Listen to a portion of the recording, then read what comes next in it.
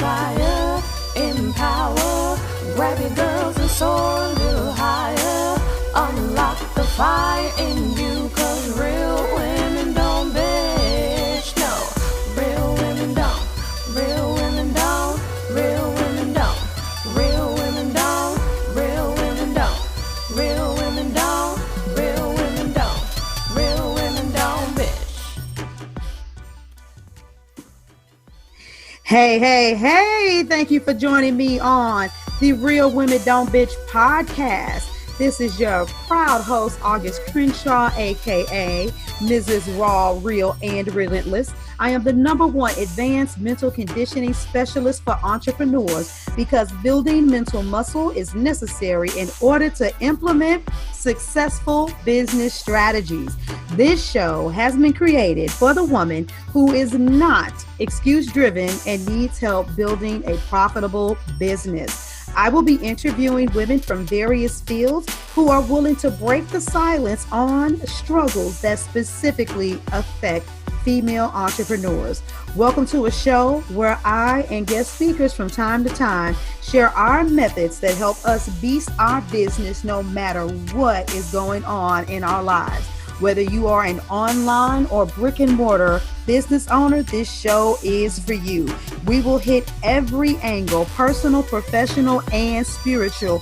Why? Because on any given day, you get hit with shit from a scenario involving one, more, or perhaps all of the above. It all impacts you and your mindset towards your business. I have made it my personal mission to provide a space where we dive deep into the BS we face on a day-to-day basis.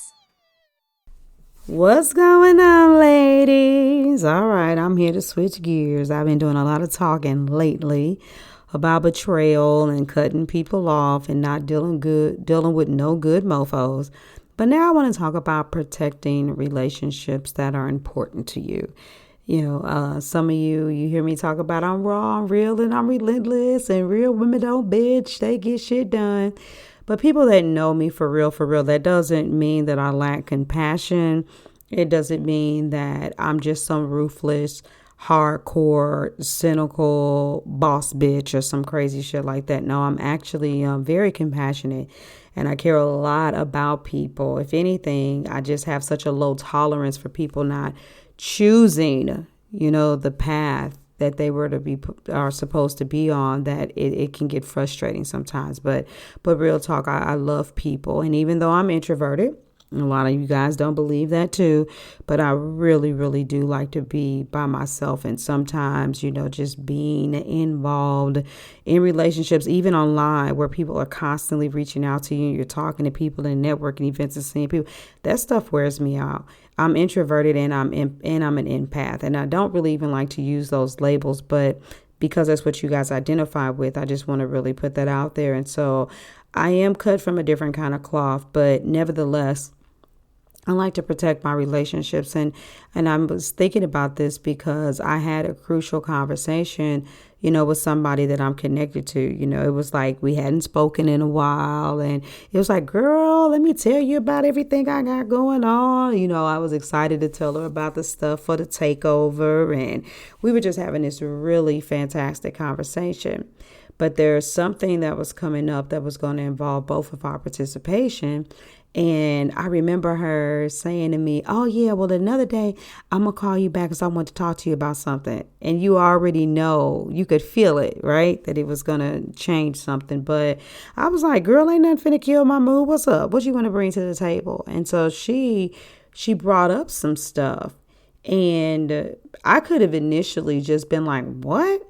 Girl, I don't know what you're saying that to me for, and I don't want to have this conversation, and you petty, or this is stupid, and so on and so forth. But that's not what happened. And I wish I could tell you guys about the conversation, but too many of you all will put two and two together. And so you just kind of have to roll with me on this. But, we were going to be involved with something, and this was going to require us to speak about a situation with an individual, and they were basically not wanting to have certain discussions. They didn't want to talk about specific things. And it was like, yeah, but how are we going to really deal with this if you're avoiding this aspect of it? And so after going back and forth and around in circles, in positive circles, it was like, listen, everybody grows and deals with their challenges at different rates of speed.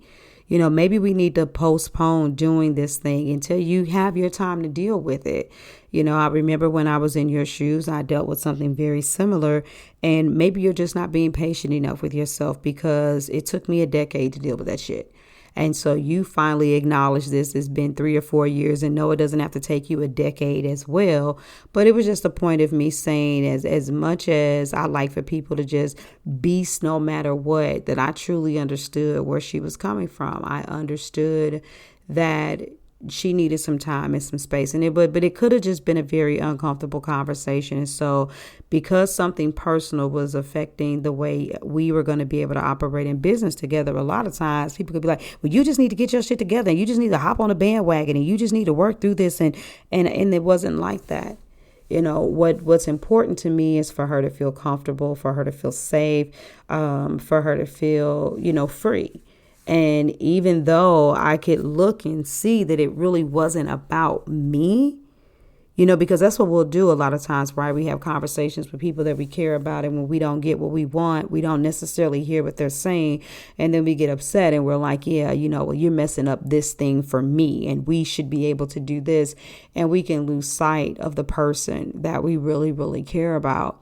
And all of this just to say, so what are some crucial conversations, that you need to have, and make sure that you have those conversations and that you have an open mind, and not let it be about you to protect and preserve the relationship, and it's so funny, right? Because getting past that part of the conversation opened up the door for something else. And I was like, you know what, even though I never said anything about it up until recently, you just said something. And the first time you said it, I kind of was like, yeah, I don't know what she meant by that, and let it go. But the next time you said it, I kind of felt some kind of way. And so I'm not exactly sure, what made you say that, so on and so forth. And I told her what it was. And she was like, oh, my God, that wasn't even about you. That's about me. But when I said it this way, I could see why it made you feel this way. And so we just talked about a lot of stuff that was uncomfortable, at the risk of either one of us hearing things that we didn't want to hear. And so what most people do is that you don't ask the questions, and you never have the conversations. And so what you do is you're like, and you begin to create a narrative and say what things mean. And when you do that, then you end up slowly killing your relationships, because energetically, because you're suspicious. And let's just admit it, ladies, a lot of us were not really good. I know I had to deal with this one, and I still deal with it at times. I can't necessarily always thrive in relationships because I'm very suspicious. As my platform is growing, my life is changing, my knowledge is increasing, my connections are getting better, I can't help but sometimes be very suspicious that people are trying to build relationships with me for the wrong reasons. They're trying to ride a wave or to get ahead.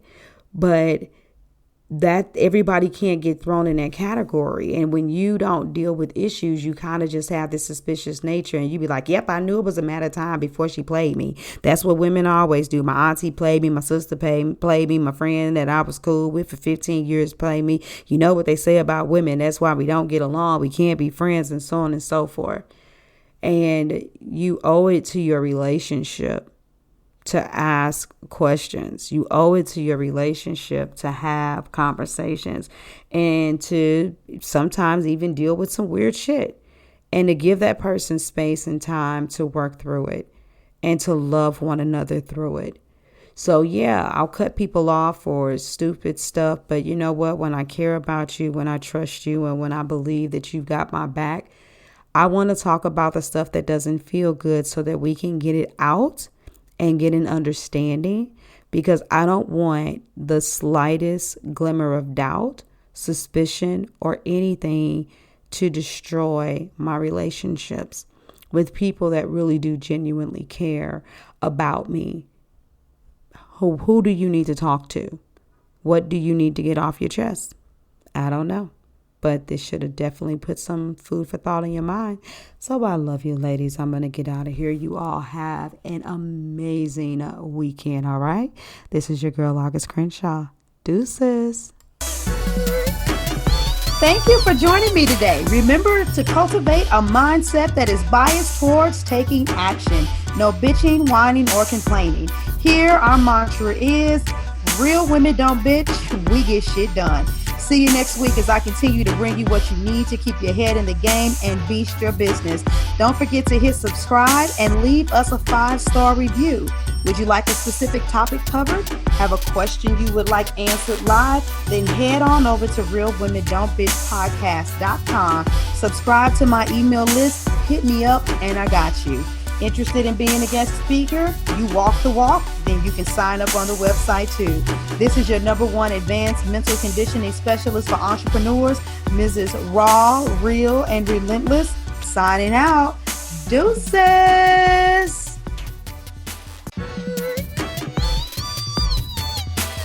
Inspire, empower, grab your girls and soar a little higher. Unlock the fire in